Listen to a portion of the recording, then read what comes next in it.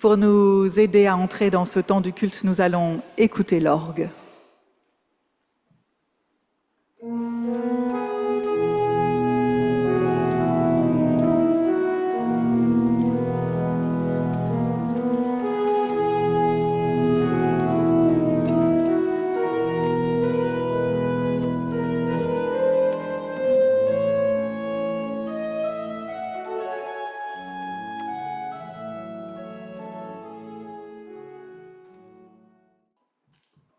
Bienvenue, bienvenue à vous tous et à vous toutes. Bienvenue à vous qui êtes habitués de ce temple. Bienvenue à vous qui peut-être venez pour la première fois. Bienvenue à vous qui êtes protestants, à vous qui n'êtes pas protestants, à vous qui ne savez pas très bien ce que vous êtes. Vous êtes tous et tous ici, chez vous. Bienvenue à l'Église protestante méthodiste de France John Wesley, qui est là ce matin avec sa chorale. Merci d'être là.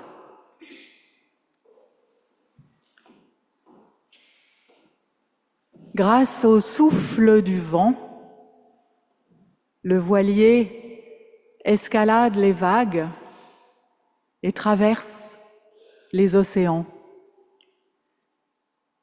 Grâce au souffle dans son corps, le coureur saute les obstacles et atteint la ligne d'arrivée. En nous, l'Esprit de Dieu est semblable au vent.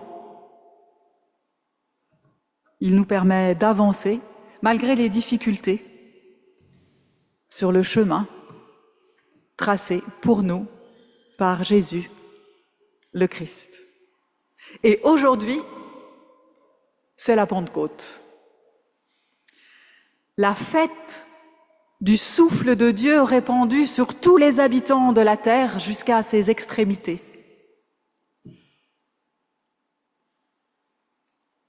Là où est l'Esprit du Seigneur, là est la liberté. Le Dieu de la liberté, le Père, le Fils et l'Esprit Saint nous accueille en sa grâce, qui que nous soyons, d'où que nous venions et où que nous allions. Amen.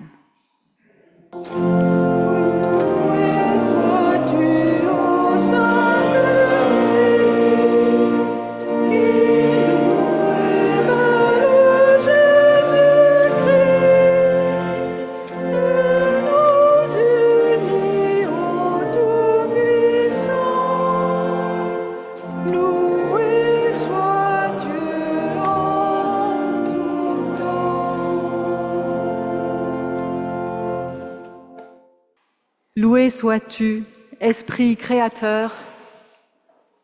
Par toi, toutes choses sont faites nouvelles. Par toi, les êtres humains prophétisent. Par toi, nous devenons des apôtres. Loué sois-tu, Esprit de vérité. Par toi, nous voyons la lumière. Par toi, nous comprenons la parole. Par toi, nous apprenons à prier.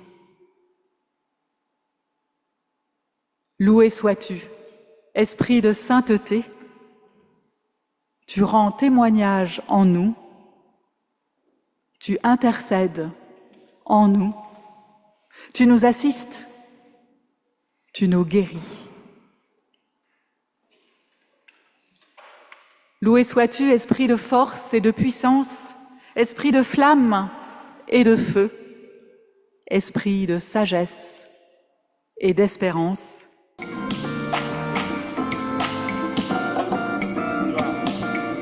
De chant, le grand consolateur, qui remplit tous les cœurs, l'esprit de vérité nous met en liberté.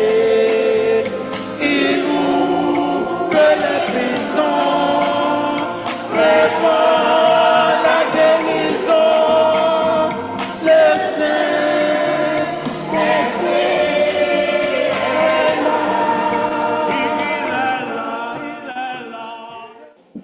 Dieu notre Père, au jour de déserts intérieurs, lorsque les mots sonnent creux et que tout manque de relief, quand notre cœur nous accuse, enracine en nous un souffle neuf. Au jour de lassitude, quand nous sommes épuisés par ce que nous vivons, et encore plus par ce que nous ne vivons pas, quand notre cœur nous accuse, enracine en nous un souffle neuf. Au jour de solitude, quand le chemin vers les autres semble interminable ou barré, quand notre cœur nous accuse, enracine en nous un souffle neuf. Au jour de maladie, lorsque notre corps se dérobe et que nous nous demandons pourquoi, quand notre cœur nous accuse, enracine en nous un souffle neuf.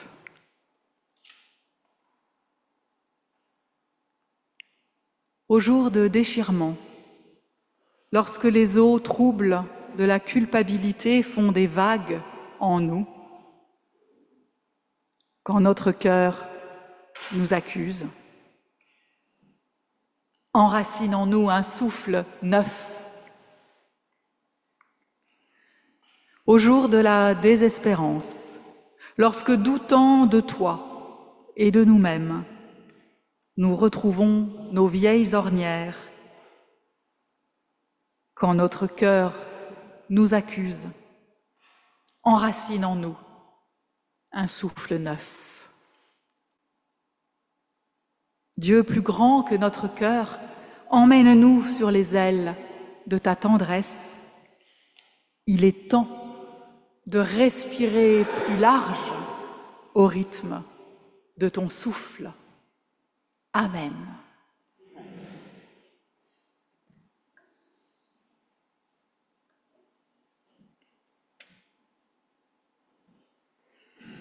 C'est dans cette large respiration que nous donne l'Esprit Saint que nous pouvons entendre cette parole qui nous est adressée à chacun et à chacune de nous.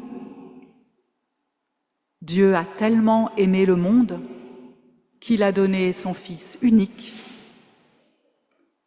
afin que celui qui croit en lui ne périsse pas, mais qu'il ait la vie éternelle.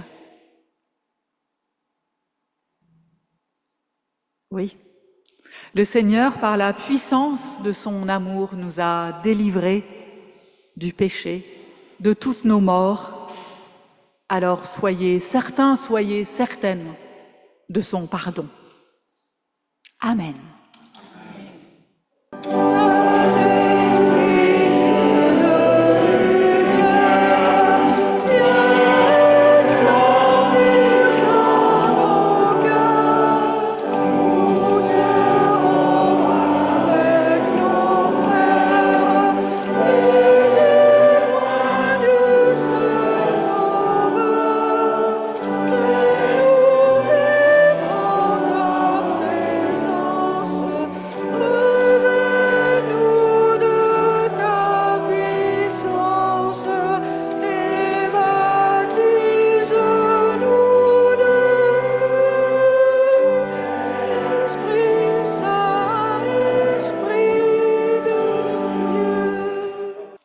Avant d'écouter la parole de Dieu, nous prions.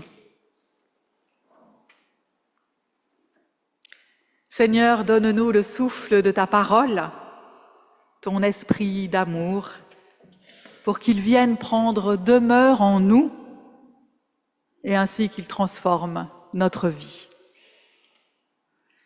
Seigneur, donne-nous le feu brûlant de ta parole, ton esprit de vérité, pour qu'il vienne en nos cœurs nous donner force et courage d'être, force et courage de témoigner de toi dans nos vies.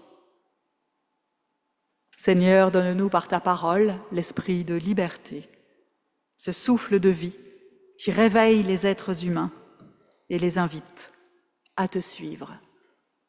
Amen. Quand le jour de la Pentecôte arriva, les croyants étaient réunis tous ensemble au même endroit.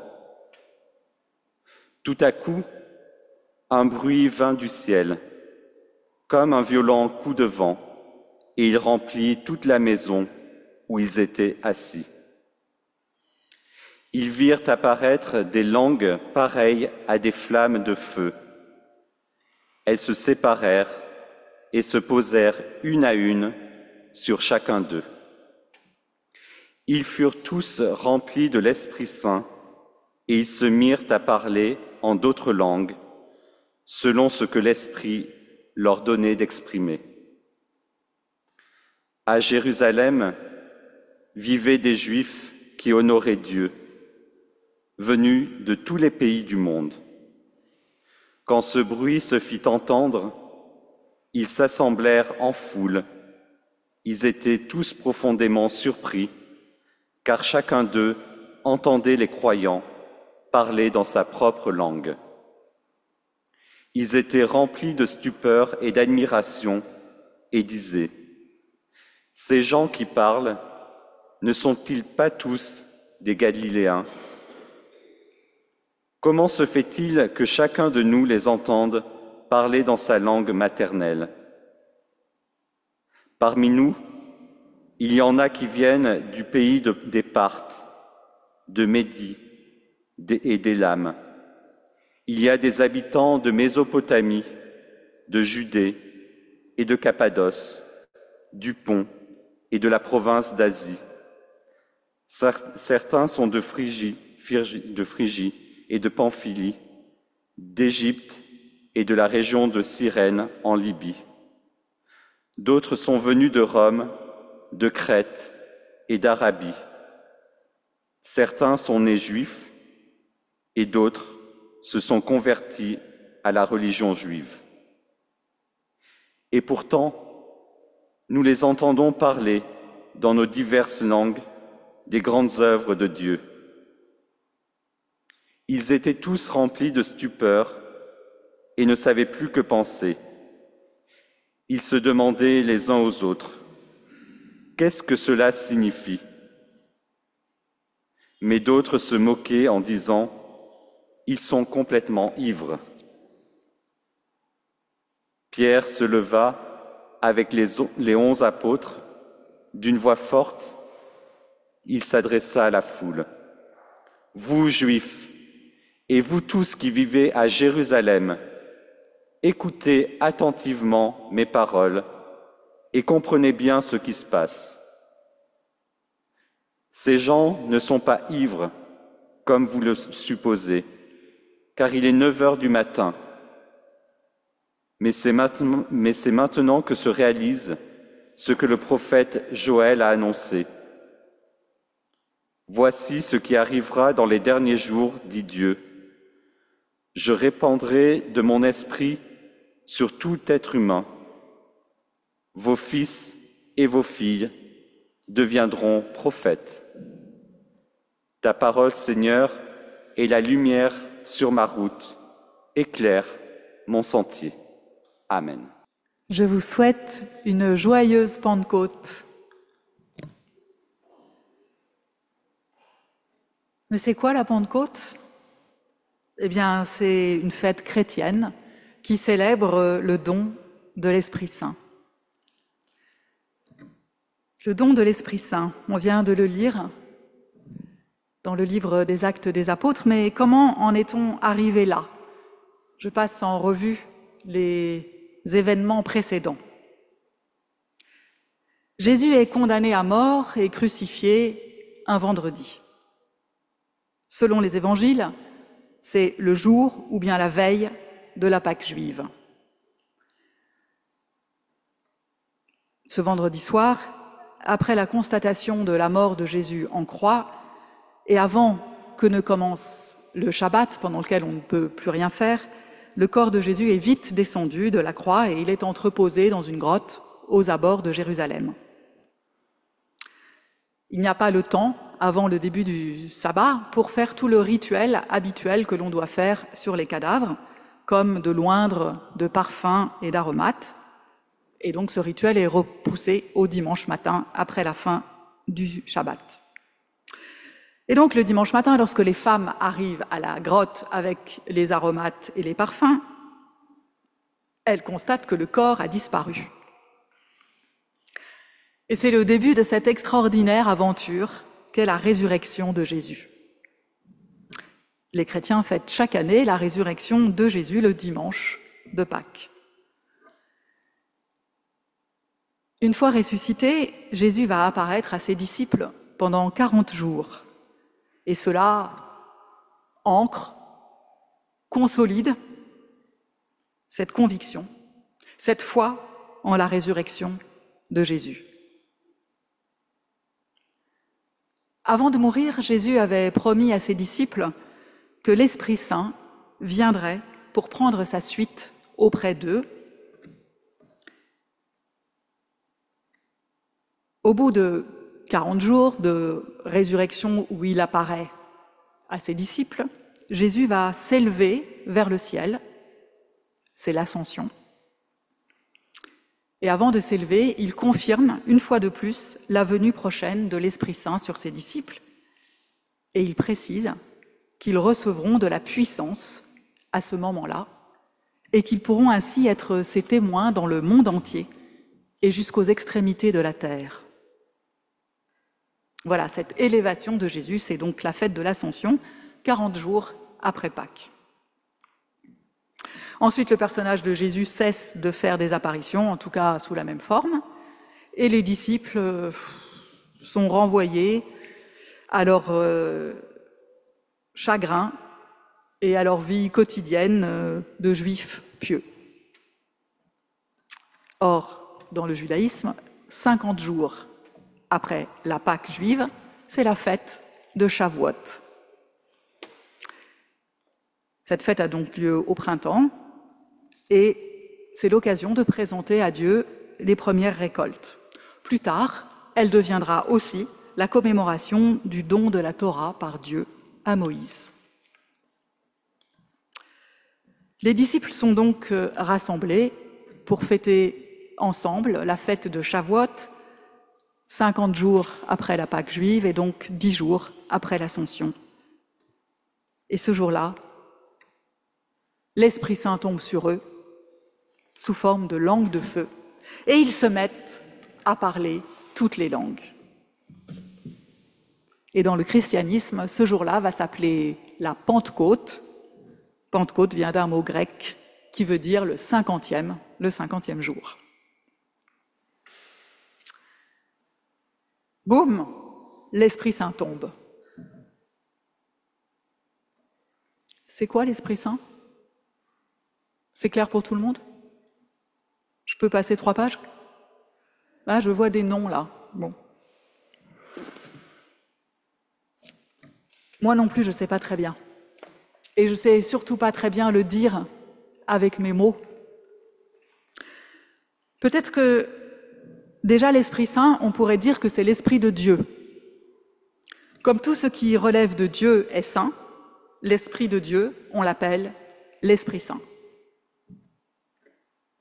Il y en a qui disent aussi le Saint-Esprit. C'est pareil.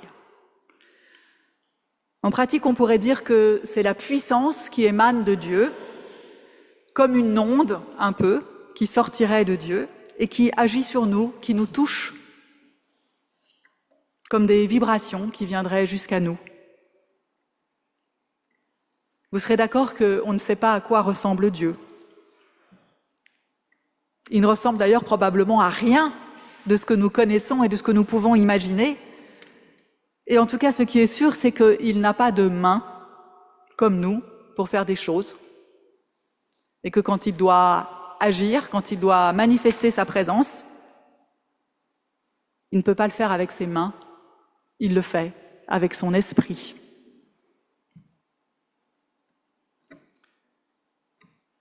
Ce fameux jour que l'on appelle la Pentecôte, Les disciples sont donc remplis de la puissance de l'Esprit Saint, et cela leur permet de parler dans toutes les langues, ou du moins d'être compris par des personnes de toutes origines dans leur propre langue. Et il s'ensuit des conversions en masse et la naissance de la première communauté chrétienne. Ça, c'était à l'époque. Mais quel est le sens de la fête de Pentecôte pour nous, aujourd'hui au XXIe siècle? Alors d'abord, commémorer cet événement que la Bible nous raconte. Ça, c'est sûr et c'est important. Mais ce n'est pas tout. C'est ensuite le moment d'affirmer que la bonne nouvelle du Christ, cette bonne nouvelle d'un Dieu qui nous aime, qui s'est rendu proche de chaque être humain par son Fils, cette bonne nouvelle s'adresse à tous les êtres humains, sans limitation et sans critères. D'où que l'on vienne et où que l'on aille, cette bonne nouvelle est pour nous. Je vous le relis. À l'époque, il y en a qui viennent du pays des Parthes, de Médie et d'Élam. Il y a des habitants de Mésopotamie, de Judée et de Cappadoce, du Pont et de la province d'Asie. Certains sont de Phrygie, de Pamphylie, d'Égypte et de la région de Cyrène en Libye. D'autres sont venus de Rome, de Crète et d'Arabie. De partout, il y a la moitié des noms, je ne sais même pas où c'est. Mais il ne s'agit pas là que d'une provenance géographique, puisque Pierre rajoute « Certains sont nés juifs et d'autres se sont convertis. D'où que l'on vienne et où que l'on aille. » On va faire un petit test. Est-ce qu'il y en a parmi vous qui viennent du pays des Parthes, d'Élam, de Mésopotamie? Ça peut-être, non? Mais je suis sûre qu'il y en a parmi vous qui ne sont pas nés en France et dont la langue maternelle n'est pas le français. On y va? Je suis née en Angleterre. L'allemand. D'autres? C'est tout? Je suis née au Brésil et ma langue maternelle est le suisse allemand. Qui dit mieux? Je suis né en Côte d'Ivoire et ma langue maternelle est Adjoukrou. Alors? C'est tout? Tout le monde est né en France métropolitaine?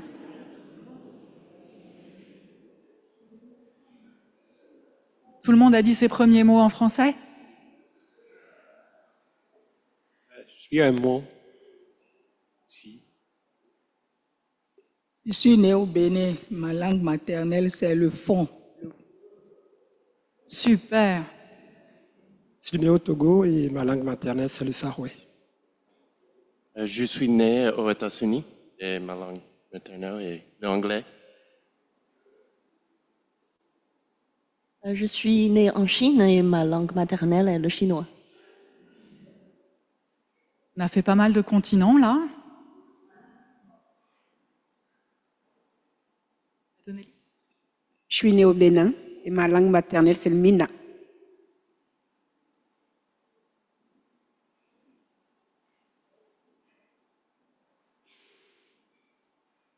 Je suis né au Bénin. Ma langue maternelle est Goum.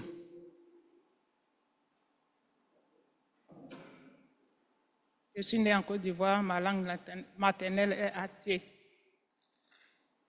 Et on pourrait, si on voulait, refaire la même chose pour répondre à la question « Qui n'est pas né dans une famille protestante ?» Ben là, je ne vais pas repasser parmi vous, mais vous pouvez peut-être lever la main, ceux qui ne sont pas nés dans une famille protestante. Waouh! Et puis par Zoom, il y a presque tous les dimanches des gens qui nous rejoignent depuis le Portugal, depuis la Tunisie et peut-être d'autres endroits encore.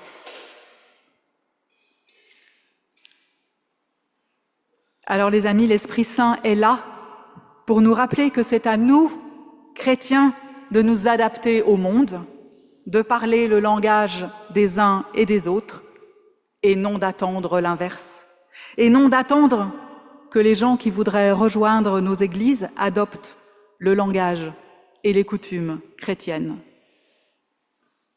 Il n'y a pas un diplôme du parfait petit protestant, réformé pour la communauté de Montparnasse-Plaisance, à obtenir pour avoir le droit de venir au culte ici, de venir prier, chanter, se recueillir et lire la Bible ensemble. Être chrétien, c'est épuiser la force de l'Esprit Saint pour rejoindre les autres là où ils sont et pas leur demander à eux de faire l'effort pour venir là où nous sommes et nous ressembler. Être chrétien, ce n'est pas pour changer le monde, c'est pour se changer soi-même, afin de pouvoir recevoir le monde tel qu'il est, tel que Dieu l'a créé. Et alors seulement, on pourra partager la bonne nouvelle du Dieu de Jésus-Christ, un Dieu qui nous aime et s'est rendu proche de chaque être humain par son Fils, Jésus le Christ. Alors oui, bien sûr, il va y avoir des gens pour dire que nous sommes complètement ivres, qu'on a perdu la raison, qu'on fait n'importe quoi, que l'on trahit l'Évangile et la parole de Dieu en la galvaudant auprès du monde entier. Il y a toujours des gens pour dire que le salut de Dieu est réservé aux purs et aux parfaits. Quand j'y pense, je me dis que Dieu doit s'embêter dans son no man's land de paradis. Il y a toujours des gens pour dire qu'on dénature le salut en croyant que Dieu l'offre à tous ses enfants. Alors, avec Pierre, réécoutons ces mots du prophète Joël. « Je répandrai de mon esprit sur tout être humain. Vos fils et vos filles deviendront prophètes. » Il est là, l'Esprit Saint. Il est là sur tout être humain. Il est là sur vous, fils et filles. Et la puissance de l'Esprit de Dieu vous rend prophète.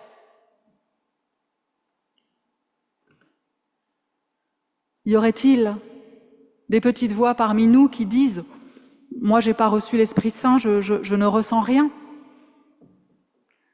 Mais laissons à l'Esprit Saint la liberté d'agir de la façon dont il le souhaite en nous et regardons ses fruits grandir. Regardons notre assemblée qui grandit. Regardons un plateau supplémentaire de gobelets qui vient d'arriver parce que nous sommes plus nombreux que prévu.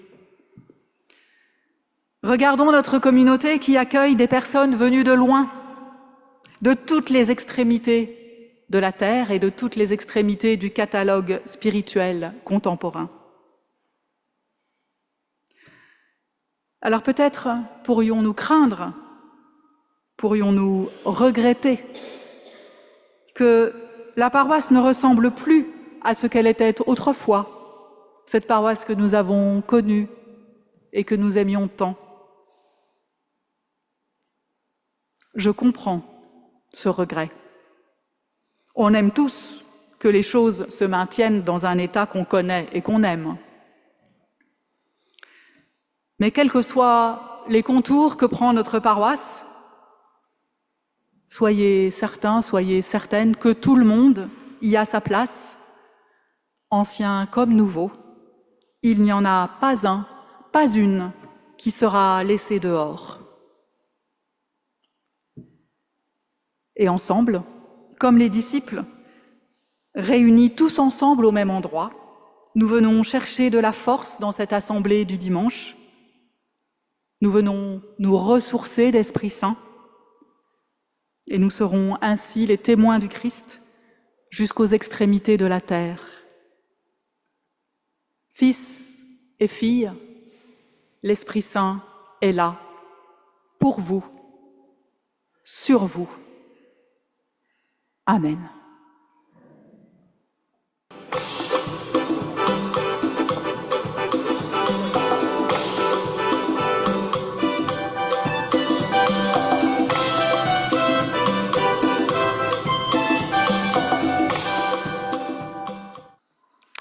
Voilà, et c'est maintenant le moment de l'offrande.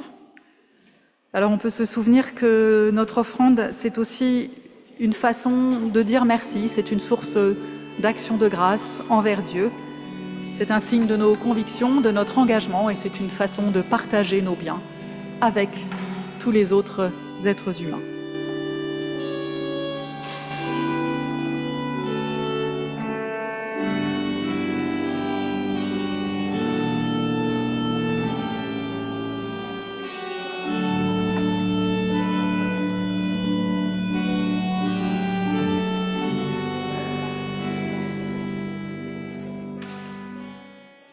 Voilà.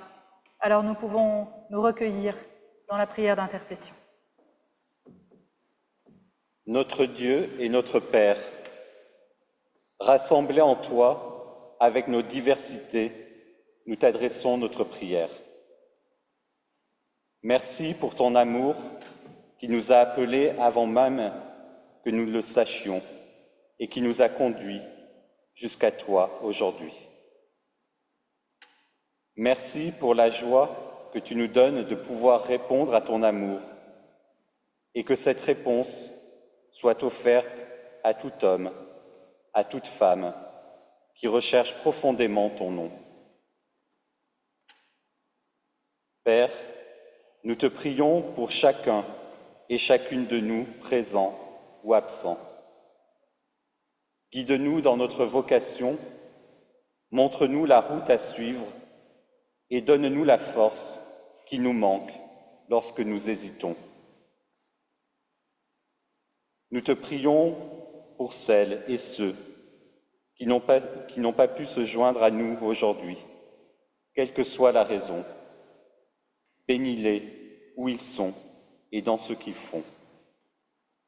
Dieu notre Père, nous te prions pour l'Église universelle à travers le monde. Rappelle-nous qu'aucune dénomination ne peut prétendre délimiter l'amour de Jésus-Christ. Rappelle-nous que nous sommes appelés sans cesse à travailler ensemble et dans l'amour réciproque à l'annonce de l'Évangile. Nous te prions pour la paix dans notre monde. Rends-nous persévérants là où nous sommes, à travailler nous aussi pour la paix. Et maintenant, unis à tous nos frères et sœurs en Christ, avec ton Fils Jésus-Christ, nous te disons: Notre Père, qui es aux cieux, que ton nom soit sanctifié, que ton règne vienne, que ta volonté soit faite sur la terre comme au ciel. Donne-nous aujourd'hui notre pain de ce jour. Pardonne-nous nos offenses, comme nous pardonnons aussi à ceux qui nous ont offensés. Et ne nous laisse pas entrer en tentation, mais délivre-nous du mal, car c'est à toi qu'appartiennent le règne, la puissance et la gloire pour les siècles des siècles. Amen. L'Esprit de Dieu t'est promis, il se pose sur toi, comme il s'est posé jadis sur les disciples. Il t'invite à la liberté, à l'audace, et il te le promet. Je vous donnerai un cœur nouveau, je mettrai en vous un esprit nouveau, je mettrai en vous mon esprit. Allons, partout inondés par l'Esprit de Dieu, remplis de sa force et de la joie d'en témoigner.